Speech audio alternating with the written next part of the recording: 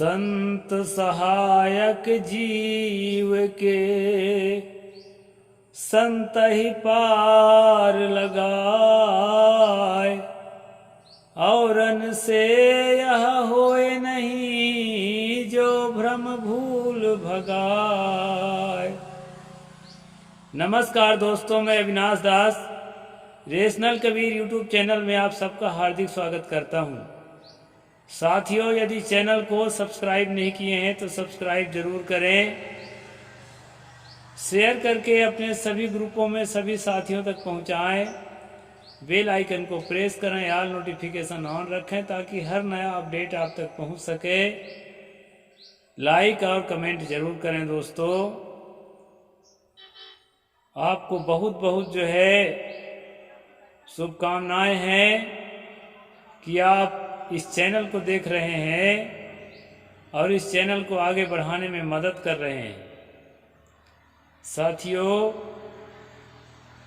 Rational Kabir YouTube channel का उद्देश्य किसी भी जाति, धर्म, संप्रदाय या व्यक्ति विशेष को आहत पहुंचाना कतई नहीं है। इस चैनल का परम उद्देश्य है देश में तार्किक बुद्धि को, वैज्ञानिक सोच को स्थापित करना और देश की प्रगति में अपनी भागीदारी सुनिश्चित करना। मैंने सतगुरु कबीर साहब की एक साखी आपके सामने रखा है दोस्तों। सतगुरु विशाल साहब की साखी है, लेकिन सतगुरु कबीर साहब की परंपरा की साखी है। संत सहायक जीव के संत ही पार लगाए, औरन से यह होए नहीं जो भ्रम भूल भगाए। जीव के अर्थात मनुष्यों के, सभी प्राणियों के सहायक, उन पर करुणा की जा सकती है, दया की जा सकती है, लेकिन उनको ज्ञान के मार्ग पर नहीं लगाया जा सकता। ज्ञान के मार्ग पर, साधना के मार्ग पर, निर्वाण के मार्ग पर, सहज अवस्था के मार्ग पर और शांति के मार्ग पर सिर्फ और सिर्फ मनुष्यों को लगाया जा सकता है। शेर के सामने हाथ जोड़कर कोई गिड़गिड़ाए कि मुझे जो है जीवन दान दे दे, यदि शेर भूखा है और नहीं भी भूखा है तो वो हाथ जोड़ना, गिड़गिड़ाना क्या समझेगा। इसी प्रकार दोस्तों, दूसरे भी प्राणी है, पशु है, पक्षी है, वो आपके न विनय को समझते, न आपके क्रोध को समझते, वो अपने स्वभाव के अनुसार जीते हैं। इसलिए यहाँ का तात्पर्य है कि जीव का अर्थात मनुष्य का सहायक संत ही है। अब संत कौन होता है? मैं अभी तथागत भगवान बुद्ध के कुछ वाणियों को लेकर के आपके सामने प्रस्तुत हूँ, जिससे आपको ये पक्का हो जाएगा कि संत क्यों सहायक होता है। साथियों, मैंने शुरू में कहा है संत सहायक जीव का संत ही पार लगाए, औरन से होए नहीं जो भ्रम भूल भगाए। यहाँ जो भ्रम भूल शब्द आया है ये खास है। आदमी का मन कहाँ कहाँ भूलता है, कहाँ कहाँ भटकता है। अब भटकते हुए मन को, भूलते हुए मन को सही रास्ते पर ले आना, ये संत का काम है। अगर ऐसा काम करता है तब तो संत है। लेकिन दोस्तों, आज भारत में जो संत कहलाने वाले जितने भी भेषधारी लोग हैं, उनमें से 80 से 85% लोग सही रास्ते पर चलते हुए मनुष्य को गलत रास्ते पर लगाने का काम कर रहे हैं।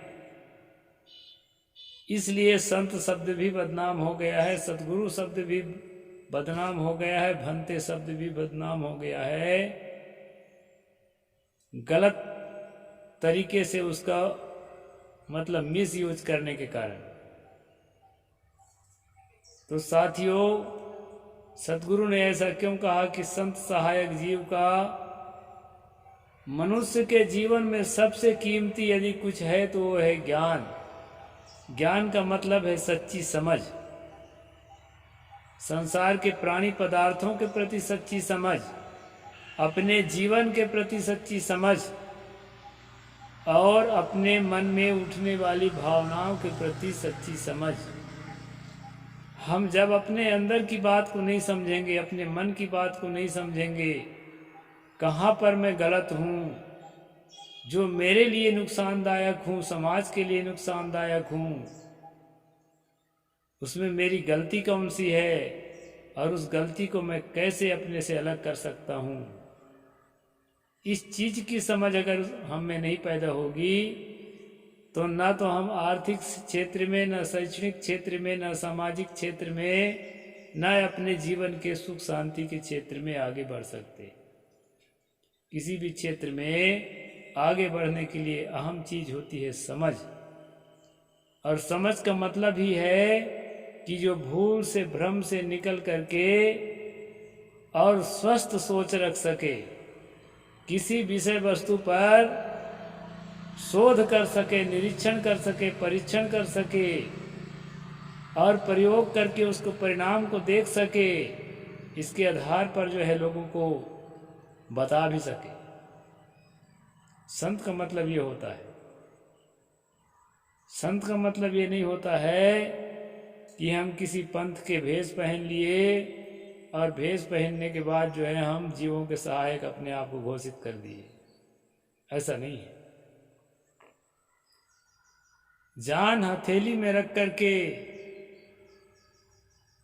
आग में जलते हुए लोगों को आग से बाहर निकालने के लिए आग के नजदीक जाता है संत।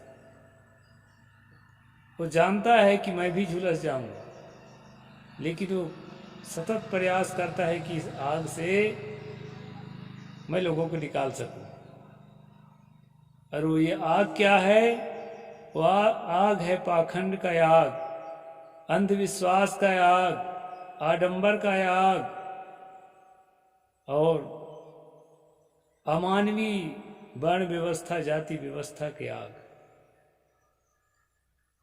इस आग से निकालने के लिए हमेशा जो तैयार और तत्पर रहता है, और कैसे निकालता है? पकड़ कर नहीं निकालता है, सुलझा कर निकालता है, समझा कर निकालता है। उसके अंदर ये बोध करा देता है कि सचमुच मैं गलत जगह में हूं।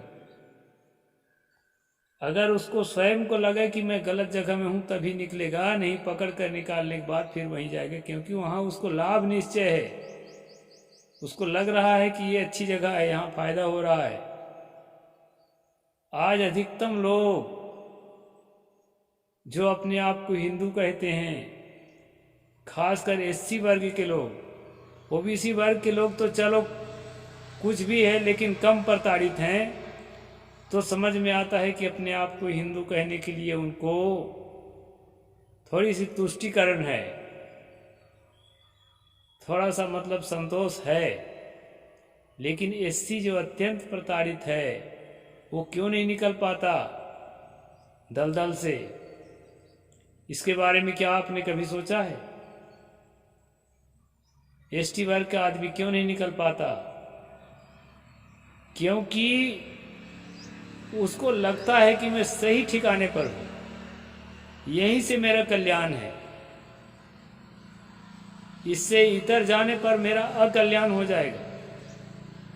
इसलिए दोस्तों वो नहीं निकल पाता। अपने भलाई को, अपने बुराई को, अपने लिए फायदेमंद बात को, अपने लिए नुकसानमंद बात को समझने की क्षमता संत ही पैदा करते हैं। एक एक मुद्दा को सुलझा करके बताते हैं।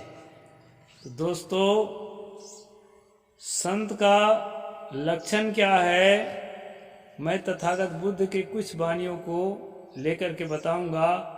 हालांकि यहाँ संत नहीं लिखा है, यहाँ ब्राह्मण लिखा है। ब्राह्मण या ब्राह्मण। साथियों, पाली के जो ब्राह्मण है वही जो है संस्कृत में ब्राह्मण हो जाता है। जिस किताब को मैं पढ़ रहा हूँ उसमें ब्राह्मण ही लिखा है, क्योंकि बाद का परिशोधित किताब है, लेकिन है मूल वाणी। तो इस लक्षण का आदमी यदि आपको कहीं मिले, वही आपको सही रास्ते पर लगा सकता है। इसलिए 2-3 वाणी मैं तथागत के आपके सामने रखूंगा। सब संयोजनं सेत्वा यो वेना परिसस्सति संगातिगं विसंयुक्तं तमहं भूमि भावनं। जो सारे बंधनों को काटता है, भय नहीं करता, जो संग तथा आसक्ति से विरत है, उसे मैं ब्राह्मण कहता हूं। सारे बंधनों को काटता है। मन में जो है मानसिक बंधन पैदा होते हैं, जैसे हम बंध जाते हैं मान्यताओं के साथ, भूत की मान्यता, देव की मान्यता, जाति की मान्यता कि मैं इस जाति का हूं, ये भी एक मान्यता है। और धन की मान्यता, पद की मान्यता, बाहर जो है सो है ही है, लेकिन उसकी मान्यता जो निर्धारित है, उस मान्यता को अपने ऊपर आरोपित कर लेते हैं, मान्यताओं में बंध जाते हैं। यहाँ तथागत कहते हैं कि मान्यताओं के सारे बंधनों से जो अपने आप को निकालता है, भय नहीं करता, उसको डर नहीं लगता कि ऐसा करूंगा तो लोक मान्यता के अनुसार लोग जो है मुझे विपरीत समझ करके सताएंगे, वो भय नहीं करता, निर्भय रहता है। और जो है किसी चीज में चिपकता नहीं है, किसी सुखद अनुभूति में, किसी सुख की गुदगुदी में अपने आप को चिपकाता नहीं है, उससे निर्लिप्त रहता है। गाली भी दिए तो उस गाली के साथ अपने आप को नहीं जोड़ता है। कई कहानी आप सुने हैं ना कि तथागत बुद्ध को इसने गाली दिया, ये किया, ऐसा सताया, इसके बाद भी वो हंसते मुस्कुराते रहे और प्रतिशोध में, उसके बदला में उसके साथ कोई भी दुर्व्यवहार नहीं किया। तो इस तरह से जो है किसी भावना में वो चिपकते नहीं हैं। ऐसे व्यक्ति को तथागत ने ब्राह्मण कहा था। ब्राह्मण किसी जाति को उन्होंने नहीं कहा था। वारि पोखर पत्तेवा आरग्गारिव सासपो यो न लिप्पति कामेषु तमहं ब्रूमि वामनम्। जिस प्रकार कमल का पत्ता पानी के अंदर रहते हुए पानी में नहीं चिपकता, जिस प्रकार सरसों का दाना आरी की नोक में रख देने से उसमें ठहरता नहीं है, ठीक उसी प्रकार काम वासना में और जगत की कामनाओं में जो लिप्त नहीं है। साथियों, काम वासना और जगत की कामना में जब आदमी लिप्त हो जाता है तो उसके लिए कुछ भी भला या बुरा करने को तैयार होता है। काम वासना के खंडन इसलिए सभी संत करते आए हैं कि काम वासना में जब बहुत गहरी पैठ हो जाती, उसके अंदर जब हम दलदल में धंस जाते हैं तो कुछ भी करने को तैयार हो जाते हैं। आज जितने रेप और गैंग रेप होते हैं वो काम वासना के शिकार में आकर होकर के करते हैं लोग। तो दोस्तों, आम गृहस्थ के लिए एक संयमित और एक निर्धारित नैतिकता के आधार पर काम वासना में उतरना होता ही है, सृष्टि का नियम है। लेकिन जो संत होता है, जो ब्राह्मण होता है, जो ज्ञानी होता है, वो काम वासना में भी बिल्कुल नहीं उतरता है, ताकि जो है अपने मन को कंसंट्रेट करके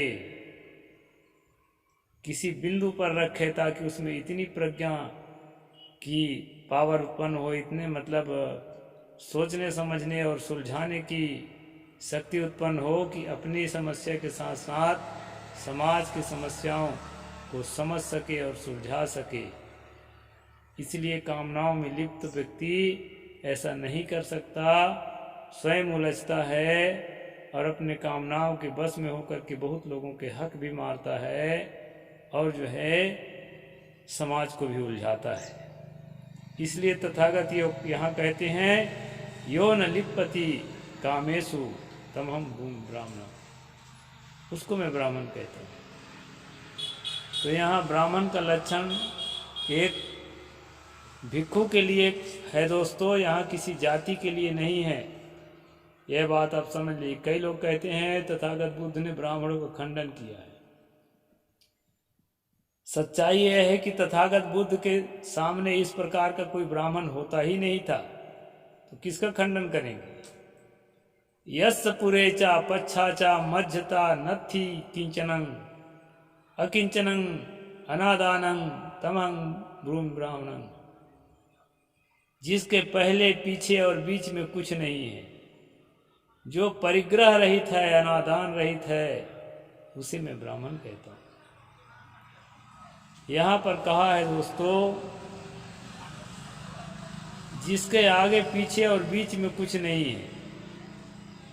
यह इसका भी यही अर्थ है कि किसी कामना में, किसी तृष्णा में, किसी वासना में, किसी लोभ में, किसी भय में जो चिपका हुआ नहीं है, एकदम निर्लिप्त है, किसी चीज में नहीं चिपका है।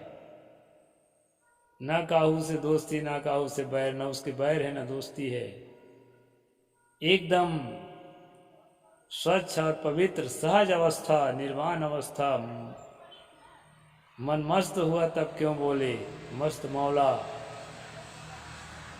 इस अवस्था में रह करके सत्य और न्याय को जीवन में धारण किया जाता है और सत्य के लिए लड़ा जाता है और स्वयं असत्य से निकल करके दूसरों को असत्य से निकलने के लिए प्रेरित किया जाता है।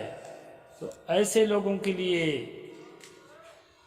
संत कबीर ने संत शब्द का प्रयोग किया है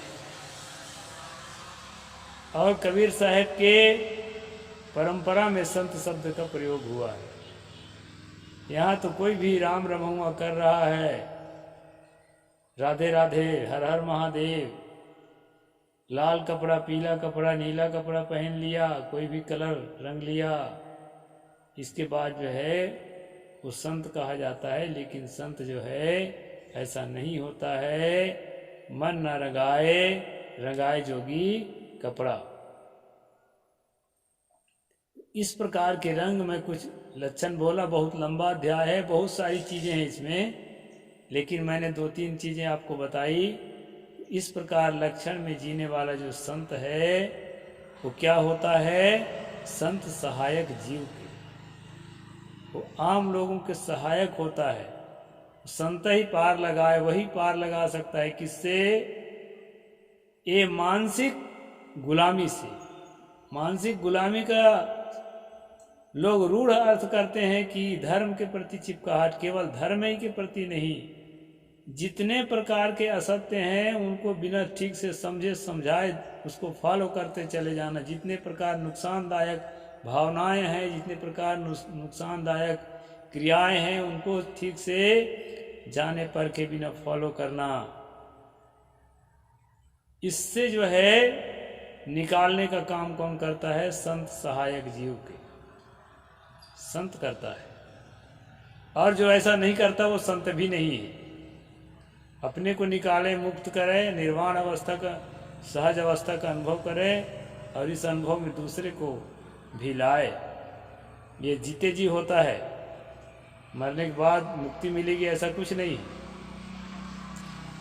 संत ही पार लगाए औरन से होय नहीं, जो भ्रम भूल भगाए। इस काम को कोई देवी देवता ईश्वर परमात्मा नहीं कर सकता। इस काम को एक व्यक्ति करता है जो अपने को सदा हुआ व्यक्ति है, जो संत है। ऐसा इस साखी का अर्थ है दोस्तों। इतना ही मैं आज बोलूँगा। साहिब बंदगी। जय जोहार, जय भीम, जय भारत।